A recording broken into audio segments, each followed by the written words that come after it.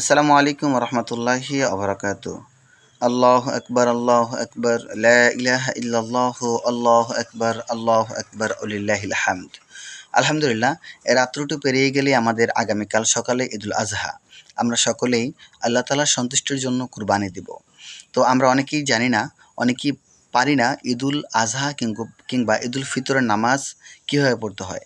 সাধারণত ঈদের নামাজ বছরে ২ বার আসে, যার কারণে আমরা ভুলে যাই। ঈদের নামাজ ২ রাকাত। নিয়মটা হলো, প্রথমত ইমামের পিছনে দাঁড়াবেন, নিয়ত করলেই হলো যে আমি ঈদের নামাজ এই ইমামের পেছনে আদায় করতেছি, আল্লাহু আকবার।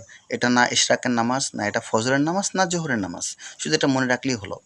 তারপরে ইমাম সাহেব দাঁড়াবেন, আল্লাহু আকবার বলে তাকবীর বাঁধবেন। তাকবীর বাঁধার পরে তারপরে সানা পড়বেন। নামাজে আমরা যে সানাটা পড়ি, সানা পড়বেন। সানা পড়ার পরে তারপর ৩টা তাকবীর দেবেন, আল্লাহু আকবার, আল্লাহু আকবার, আল্লাহু আকবার। ৩ তাকবীর দেওয়ার পরে তারপর সূরা ফাতিহা পড়বেন। সূরা ফাতিহার সাথে অন্য সূরা মিলাবেন, রুকু সিজদা করে আবার দাঁড়িয়ে যাবেন। তারপরে হলো গিয়ে দ্বিতীয় রাকাতে ইমাম সাহেব সর্বপ্রথম সূরা ফাতিহা পড়বেন, তারপর সূরা ফাতিহার সাথে অন্য সূরা মিলাবেন। অন্য সূরা মিলানোর পরে রুকুর আগে তিনি এক্সট্রা ৩টা তাকবীর দিবেন, আল্লাহু আকবার, আল্লাহু আকবার, আল্লাহু আকবার। এই ৩ তাকবীর দিয়ে সে রুকুতে চলে যাবে তো চতুর্থ তাকবীরে। তারপর রুকু সিজদা করে নামাজ পড়ে সালাম ফিরিয়ে ফেলবেন। এতেই ঈদুল ফিতর কিংবা ঈদুল আজহার নামাজ হয়ে যাবে ইনশাআল্লাহ তাআলা।